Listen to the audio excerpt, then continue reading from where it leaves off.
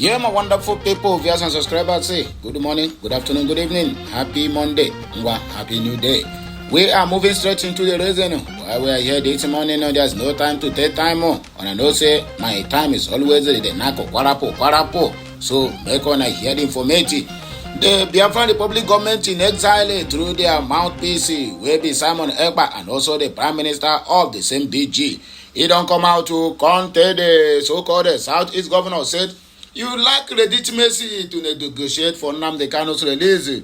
BG to Southeast governors, and if you check everything very well, you will find out that waiting the BG they talk saying a simple truth. Because these people whom you claim that they are going to what they call it, going to negotiate for Mazi Nnamdi Kanu's release, almost 85% of them in that meeting, including Obio for Nocha, all of them is against Mazi Nnamdi Kanu's release. All of them is against the freedom of Biafrans. All of them is against the Biafran agitation. Then tell me, how do they have the legitimacy to go to ask for Mazi Nnamdi Kanu's release? It's just like somebody who will shot himself in the leg and still come out to ask for somebody to come and pay for the expenditure to train that very particular leg. They are the one that is holding Mazi Nnamdi Kanu, and how do you think they were going to negotiate? So all these things are just eye service. All these are just made and let the world know, say, oh, we don't call for these people's release. Knowing fully well that even at the end of the day, the truth must surely be out who is holding Mazi Nnamdi Kanu. When Abiola was killed in detention, and everybody was shouting that who is then, maybe Babangida or Abacha, I don't even remember, who is then the head of state, that they are the one that poisoned Abiola. But indirectly, later the truth later come out from the same people who hold Abiola hostage. That Abiola was being killed using their own people. I can plan something, but the executor bears it all. So the Hausas and Fulanis planned to execute Abiola and use their own people to carry out that disastrous act. So the same thing now. They are planned to Saddam Nnamdi Kanu forever using their own people, which means the Southeastern governors and other political gladiators in the Southeast who are benefiting from the insecurity that is ravaging in our own nation. Anyway, let us read in between the lines. Nigerians are paying influencers to defend Samuel Agreement Articles 8 because what they signed is completely LGBT. That is exactly what Article 8 is telling the Nigerian populace and also the world. Let's learn from Kenya experience. P2B tackles political leaders. Say one day it cannot be business as usual, but nobody want to listen. Anyway, like, share, comment, and make sure you keep subscribing to this channel for more interesting videos coming your way. Let us go there. The Simon EKPA led Biafra Republic government in exile, BG, has told Southeast governors and other leaders in the region to stay clear of negotiating for Biafra declaration and the release of Mazi Nnamdi Kanu with the zoo. EKPA, who is known as the Prime Minister of BG, disclosed this in a statement on Sunday through his official X handle.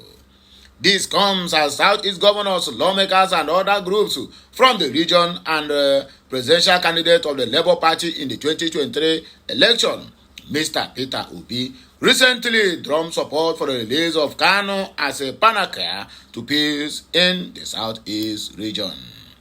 However, BG, headed by EKPA, has warned the governors and the leaders against such negotiation, claiming that they lacked legitimacy. According to him, it was only BG that had a legitimate right to call for the release of Kanu and Biafra declaration.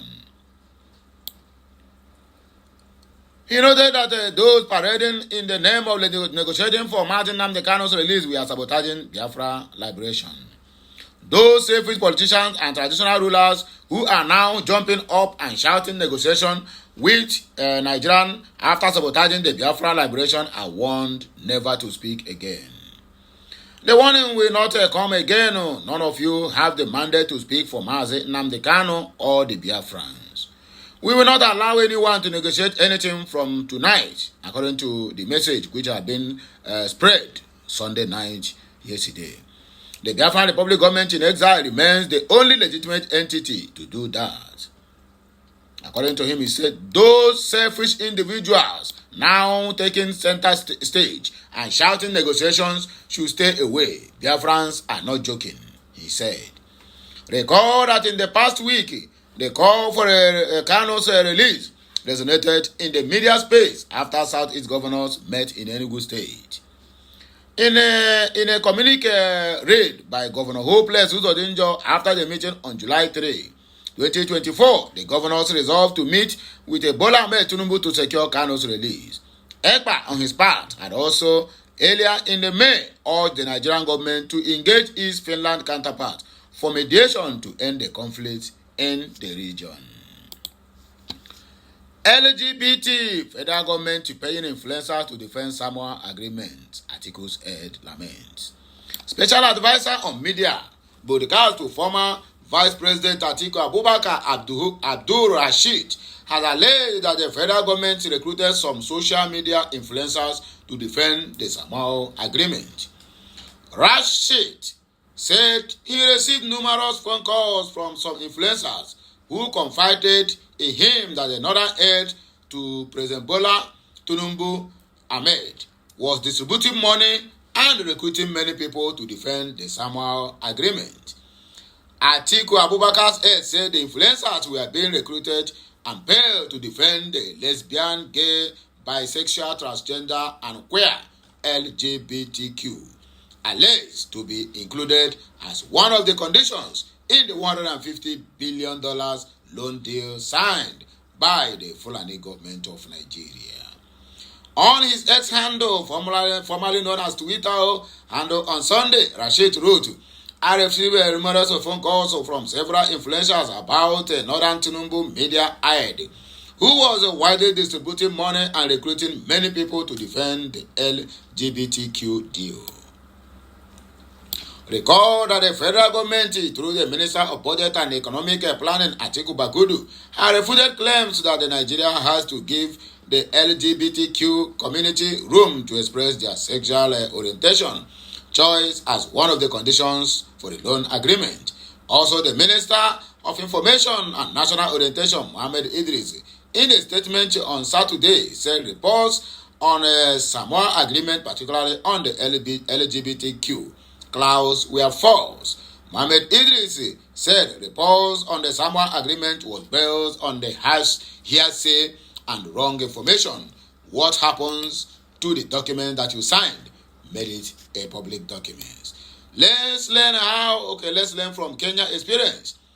Peter Obi tells the political leaders that to the extent that anybody will take that.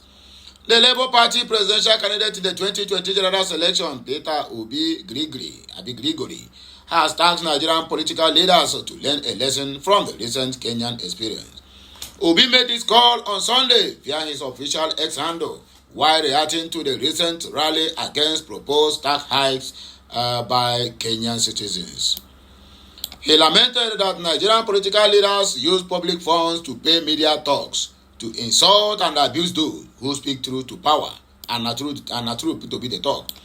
He challenged the Nigerian leaders to refrain from such habits and start making sacrifices for the greater good of the suffering masses. We, the Nigerian political leaders, should take a strong lesson from the recent Kenyan experience. When the Kenyan public realized that their government was not making sufficient sacrifices and prioritizing resources effectively, they spoke out, demanded change. We resort to use what they call public funds to pay media talks to insult and abuse those who speak truth to power and not true to be the talk. True change and progress will require leaders who are sincere, willing to listen, act responsibly, and prioritize the welfare of the people over personal or political interest or gains. If we make the necessary changes and make the needed sacrifices, a new Nigeria is possible. According to Peter Gregory Obi, this year a new Nigeria is possible. Always there, anytime, any day when you are making your comments. But the people you are talking to, do they really want the new Nigeria? That is the question we all need to sit down and ask ourselves. But my own happiness is that, thank God, I am I am a Biafran, and Biafra I shall remain until my last day on this earth. Anyway, the last but not the least, according to what they call it, Anglican bishop, make on here waiting to talk in this matter of corruption. We don't finish that contraction of a country called Nigeria. When I go hear everything the way he take talk am, make on listen very, very attentively. Nigerian system programmed workers to steal. Anglican Bishop Egbe laments. That is Nigerian system for you.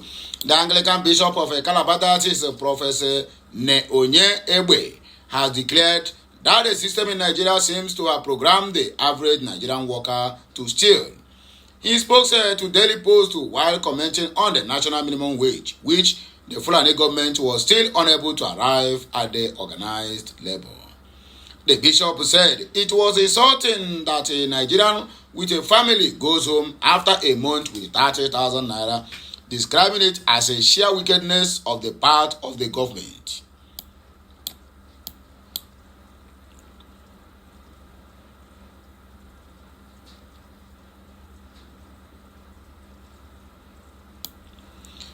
How can such amount of money take care of the workers' wants and family expenses?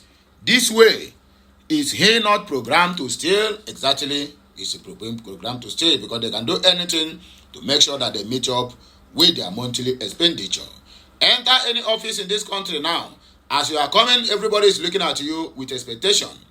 As you are going, they are greeting you, Oga, how far? Anything for the boys. All sorts of things. These are the people trying to make ends meet, and you will not blame them. The scripture says the laborer is worthy of his wages. It is unfair, even before God, not pay a civil servant or those in public employment commensurate salaries. So we have a nation where the average worker goes home without adequate rewards. I think it is insensitive of the government to wait for labor to protest before they recognize that the wages of the Nigerian workers should be improved on. In civilized climes or climates, yearly increments and other economic indices are built into the minimum wage, but here it is fixed like Olumo rock that cannot move. I feel very offended about what people are paid. In my opinion, with the current inflation, no Nigerian should earn less than 300,000 naira, and that is a simple truth. Anyway, my people, now here we go take BRGIE. When I will have a voice again, when we come back, please like, share, comment, and make sure you subscribe to this channel for more interesting videos. I'll be right back to give on another Ubonga news.